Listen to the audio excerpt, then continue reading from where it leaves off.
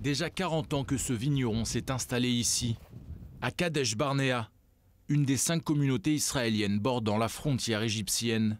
C'est en plein désert du Negev que cet autodidacte a appris à cultiver son raisin sur des terres qui pourraient devenir palestiniennes si l'on en croit le plan de paix concocté par la Maison-Blanche.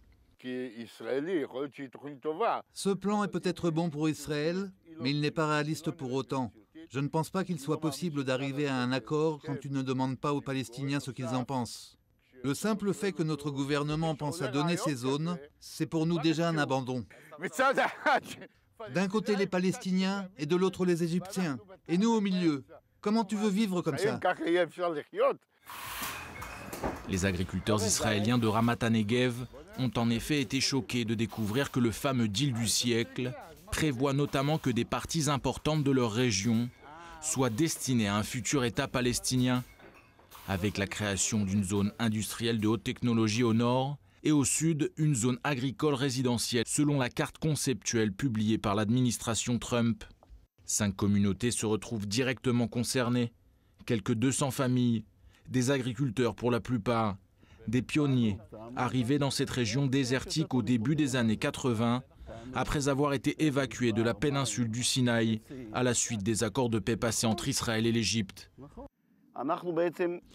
Nous avons voulu nous implanter ici car nous savions que cette région n'était pas contestée territorialement avec la souveraineté totale de l'État d'Israël. Nous ne voulions pas avoir à être évacués une nouvelle fois, donc nous avons demandé à venir ici. Il n'y avait rien. Je fais partie des premiers agriculteurs à s'être installés dans cette région. Avec nos 10 doigts, nous avons fait de cette zone désertique une zone agricole à succès. Plus de 90% des tomates cerises israéliennes sont en effet produites dans ces serres. Nous avons besoin de ces terres pour notre agriculture. Sans agriculture, nous n'avons rien à faire ici. Sans terre, nous ne pouvons pas faire notre métier. Ce n'est pas logique. Ceux qui ont dessiné cette carte ne nous ont pas pris en considération, tout simplement.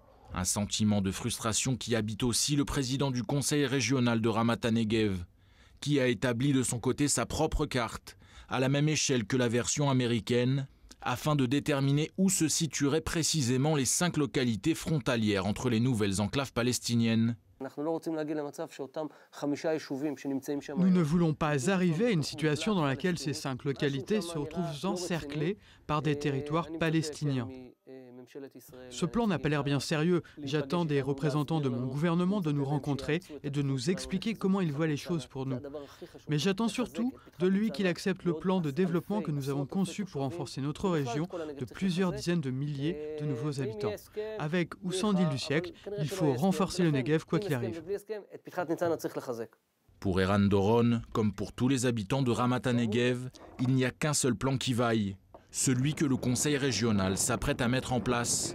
Un plan conçu pour développer et pérenniser cette région qui devrait permettre à terme de multiplier par 5 le nombre d'habitants, mais aussi d'augmenter considérablement la production agricole dans les années à venir.